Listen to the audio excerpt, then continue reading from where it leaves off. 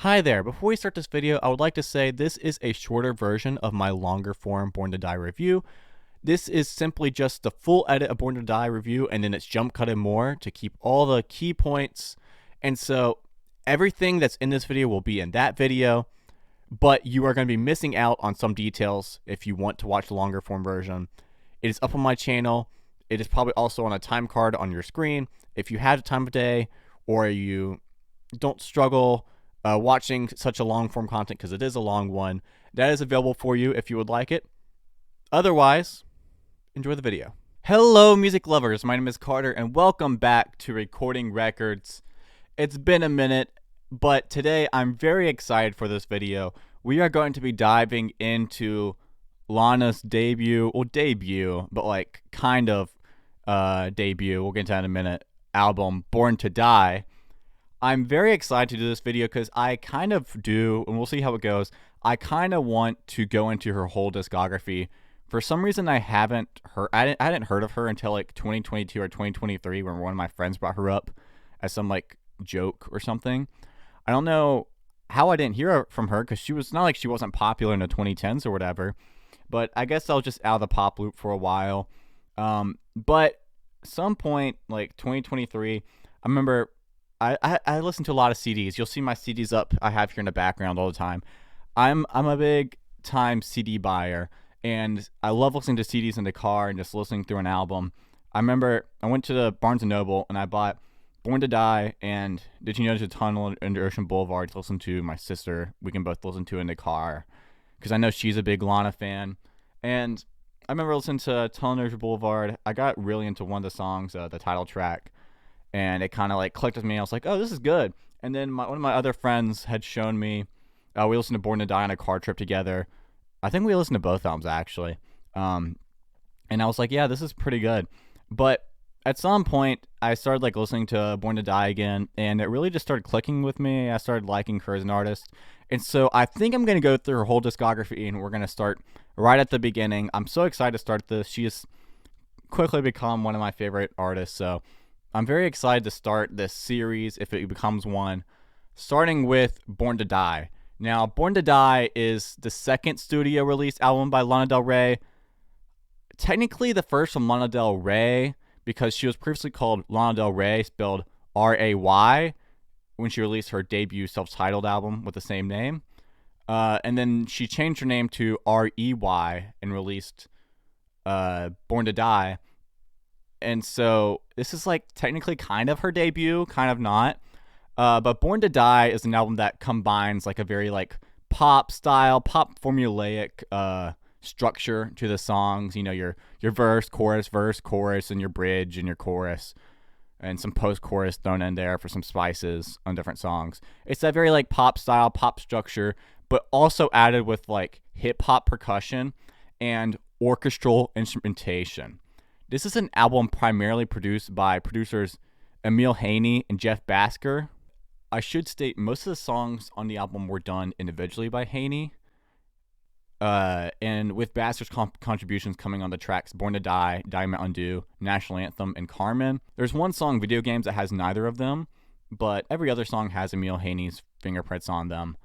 But with both producers having heavy hip-hop experience, it was that hip-hop experience that was so crucial to creating the hip-hop percussion and all the hip-hop samples that are played throughout the album, creating that like pop hip-hop, and then obviously the orchestral parts of the album, which the orchestral parts, you know, you'll have stuff like the keyboard and the guitar, which both Emil Haney and Basker worked on their songs.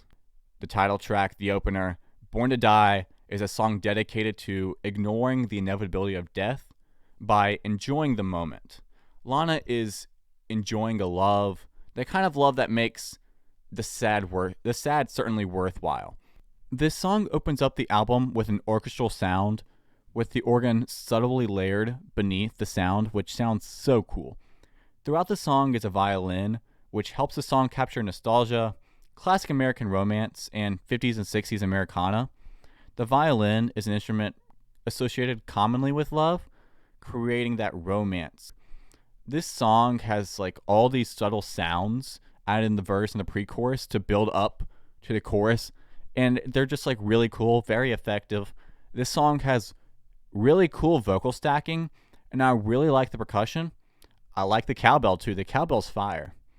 Um, about 3.5 minutes into the song, there's a post chorus, which is mostly fine, but the second half of it, where it repeats the chorus, it has like a bit, I'd say, not like a very, but it does have kind of an awkward entrance. It's not very subtle or natural. And so that's a bit off putting. But outside of this, it's a pretty cool song and a good opener. The next track is Off to the Races. In this song, Lana positions herself as Lolita, the young female interest in the novel.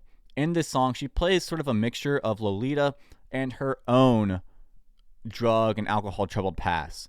It's a bit different than the novel Lolita, as Lana shows love towards a man, sort of uncommon with the novel. In this song, Lana is a troubled girl.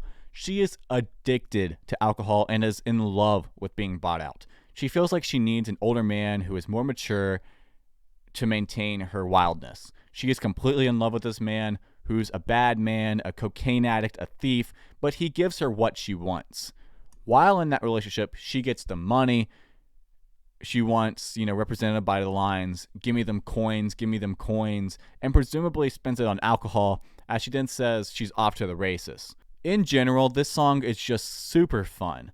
Although I've never been the biggest fan of the opening to the song, just because it's kind of low energy and unpolished, I do like how in the refrain, the vocal seconds kind of push that energy, and the energy just comes together, all together in the polished vocals and the pre-chorus, and then comes the chorus, and the chorus is just undeniable. The percussion with the drum machine is super snappy and catchy. It's awesome. The Heitman shouts are awesome. Throughout the track, the light violin that plays, awesome. Her chit-chatty rap-like deliveries are just so good, so awesome, so catchy.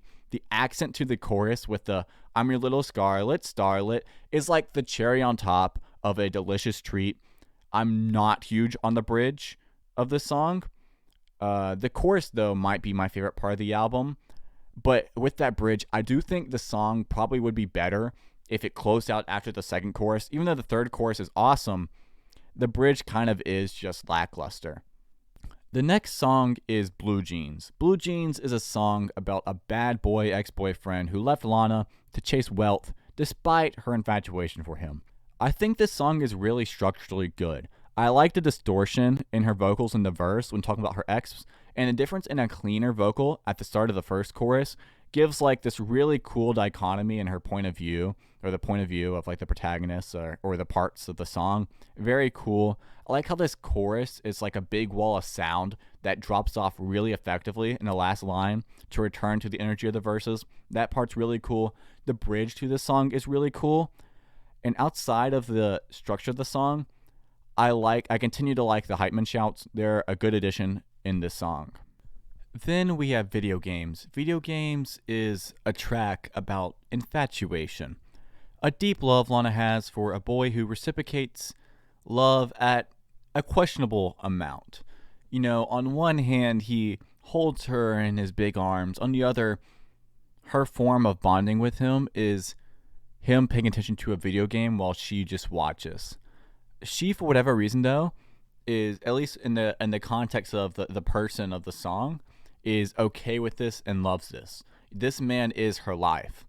In this song, I love the break we have from the percussional style that we had before, and this choice of new instrumentation. Previously, the album was mostly just like the violin, but in this song, we get the addition of a piano, a harp. There's this like bassy thing. I'm assuming it's some kind of sub bass. I'm not sure. But the additional instruments make the music sound kind of somber and intimate.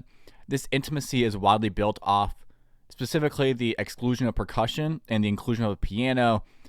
Both just give so much more attention to the vocal. The lack of percussion erodes rhythmic focus and shifts it to the vocal, and the piano just makes vocals so much more powerful by complementing the vocal and ascending vocal ascension.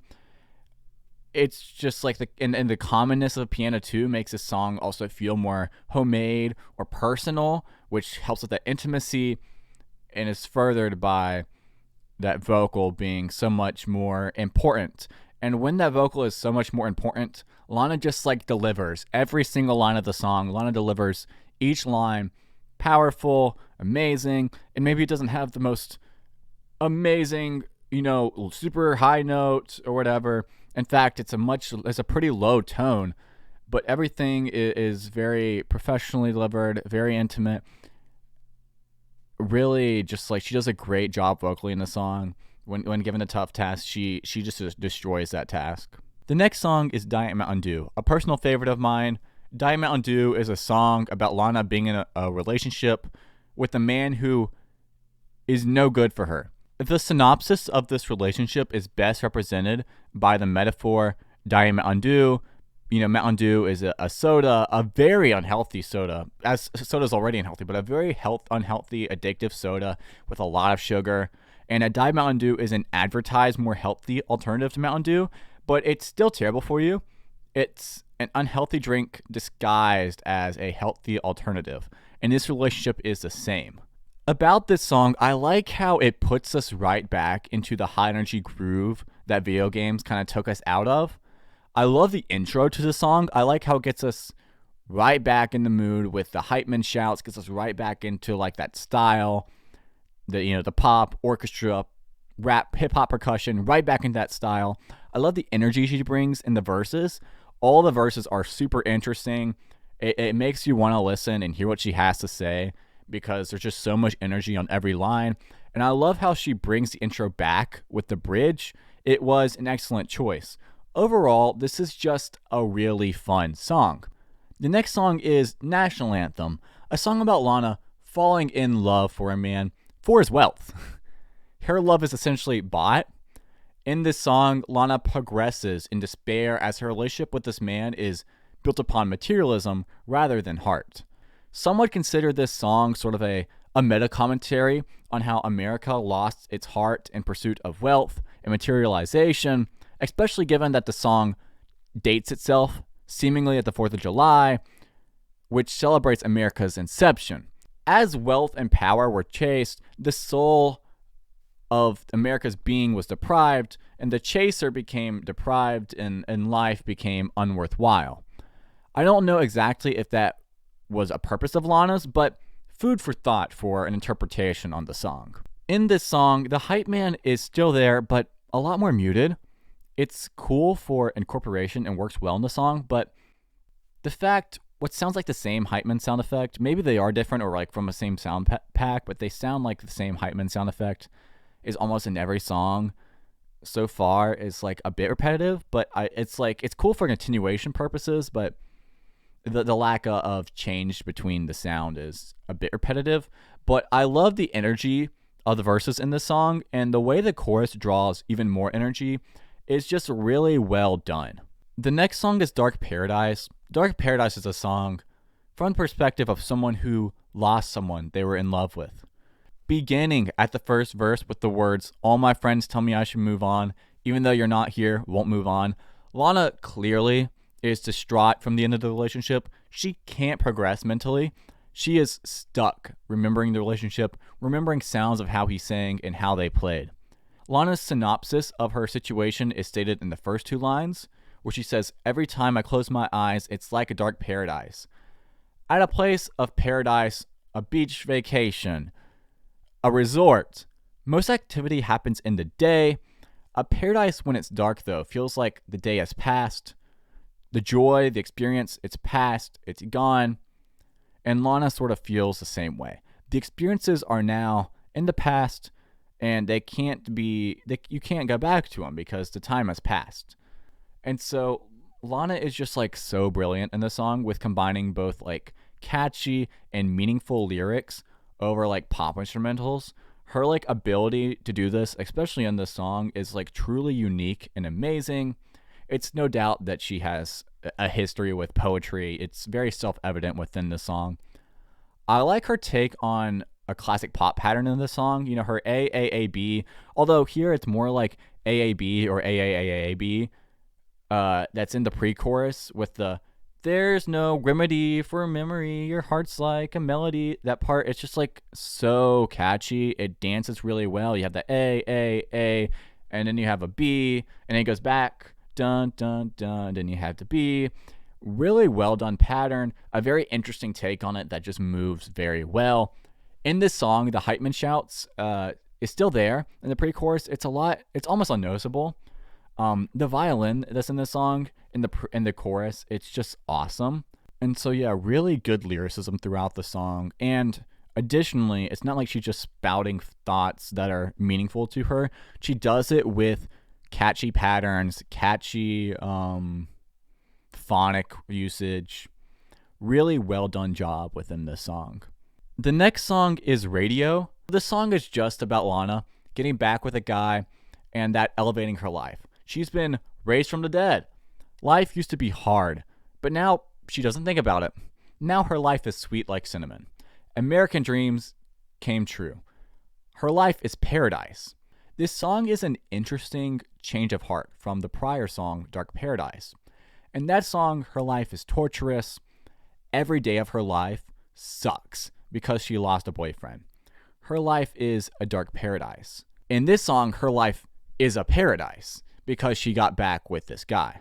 There's not a lot to say about this song. It's just a really good, catchy song. It's not one of those songs where there's something like productionally or vocally wise that goes along with a thematic direction that is like a clever usage to point out, or it has like some advanced poetry. It's one of those songs that's just written to be a hit, and it does that very well. Super catchy. I love this song so much. The chorus in the song is one of the catchiest pop melodies I've ever heard in any pop song. I like the bridge a lot too. That's about all I have to say. I love this song. The next song is Carmen. In this song, Lana positions herself as Carmen, a beautiful, desired woman full of depression and issues not evident to outsiders. She describes herself as an alcoholic and a drug abuser. People look up to her and desire to be her, but she lets people know that they don't want to be like her. Being free, being charming, being desired seems fulfilling to many. It seems like something that a lot of people are jealous of people over and say they want into life, but Lana is making a point to say, it's not always desirable.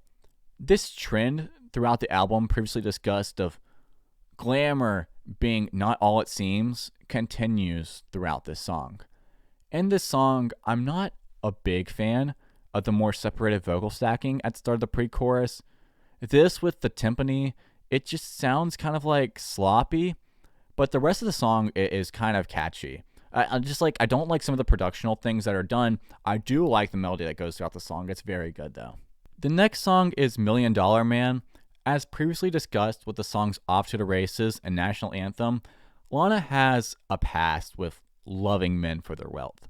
And to say the least, certainly it hasn't brought her the results she would want. And in this song, the story is mostly the same. This is a song about Lana being heartbroken about a man who dumped her. This man showered her with love, calling her the most exotic flower. And Lana soaked it all in from this man who has all these seemingly desirable qualities. And with him, she felt like she just had the world. She owned all the capital someone wished they could own. She had the world. And now that he broke up with her, she has nothing. In the song, I really love the chorus. It's very catchy. I think the sound effects throughout the song are really cool too. The next song is Summertime Sadness. This is Lana's biggest song to date. This is a song that balances the joyful experiences with the sadness that things eventually come to an end. Whether it's about a past relationship, a deceased friend, this thing comes to an end, and it came to an end and it left Lana with despair. While on its surface, it's a happy time, it's summertime, they're dancing, they're dressing up, they're cruising. There's this underlying sadness that seems contradictory to what seems exciting. In this song, the pre-chorus does such a great job pre-chorusing. It pulls me in greatly. I like the bells throughout the chorus. They're really cool. The post-chorus is awesome. It's a catchy song. It's not my favorite in her discography, but I do understand what makes it such a hit. And then to close out the album, we have This Is What Makes Us Girls. This is a song about being girls in kind of a playful manner. Girls, they just do whatever they want and they have fun. I'm just a girl. But Lana kind of flips this idea on its head. Maybe it's not this glamorized thing that is shown in the like girl road trip movies or books or TV shows. Lana, as we know, earlier in her life struggled with alcohol, drug usage, and so being a girl, she partied, she snuck out, she drank, she stole, and fell in love with the wrong guys. And she makes these destructive actions sound fun, but in reality, when you look at the effects of them, they tear apart friendships. When you're not distracted by the fun, you take yourself back. You start to see all the problems. You start to see how they get her sent away to boarding school. You start to see all the problems when you take yourself back. In this song, the orchestration is really cool. Haven't talked about it in a while, even though it has been there, but it's more building of this like nostalgic sound ever present in the album. The intro to this song is kind of like energy drained, to be honest, but it's also like mellow. But I really like the chorus, especially all the hype man shouts are like really cool and a good reference to the sound of the rest of the album. And so, yeah, it's a cool chorus. I like the hype man shouts, and yeah, that's about all I'll have to say about the song. There's three main reoccurring pursuits of Lana in this album. There's money, harmful substances such as drugs, alcohol, and then there's relationships. And like the song Born to Die, these are mostly discussed in those same two parts. Lana speaks to the joy she chased and pursued with these desires of hers, and then speaks to the damage that this caused her. When it comes to the desire of relationship, for example, songs like Blue Jeans, Off to the Races, Diet Mountain Dew, National Anthem, $1 Million Man, Summertime Sadness, This Is What Makes Us Girls, use these two parts mentioned by speaking to the fun that Lana pursued in relationships that eventually ended up not being good for her. To the other pursuits, substance abuse and greed or pursuit of money are talked about using this same two-part dynamic, but it's a bit different. It's talked about how harmful substances and money were desired and maybe fun, but unlike a relationship where they can be negative, these are like always negative and should be avoided. Love is showcased to be fun, but in the end, it can be dangerous, I guess. But greed and substance abuse are always dangerous.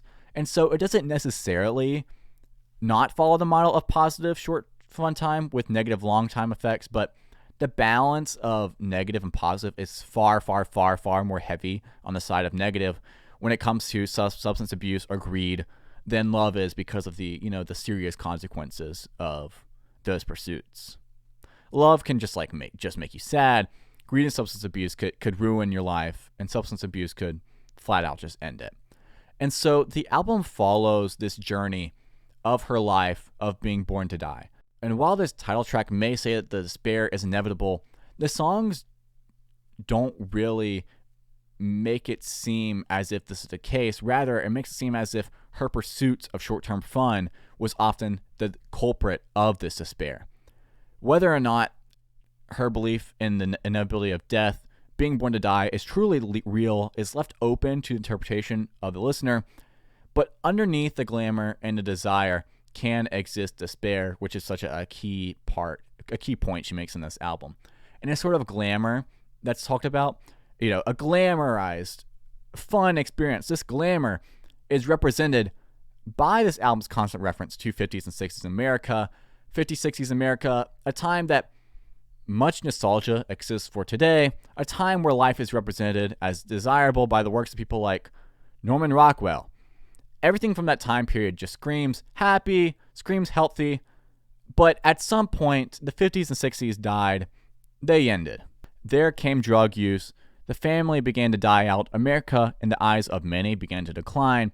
No different than how Lana represents these things that she chased that seemed fun at first, but when they passed, left her with depravity. This album is just like filled with great tracks. There's not really a bad track. A lot of the biggest songs on her discography come off this album. This isn't an album that really builds upon itself, I'd say. It doesn't sound like an experience is really trying to be sold. Rather, it kind of just like has, to be honest, it kind of has that pop format of just like a bunch of songs, a bunch of great songs, with similar sonics intended to be hits, just put on an album, put on a track listing, not really building upon each other in a sonic format, in an energetic format. But I would say, of that style of album, of which there are many, this is the best I've reviewed so far. I'm not sure how long that'll last. Probably not long. But so far, this is the best I've reviewed of that format. This album really just has a lack of climactic, engaging energy from start to finish.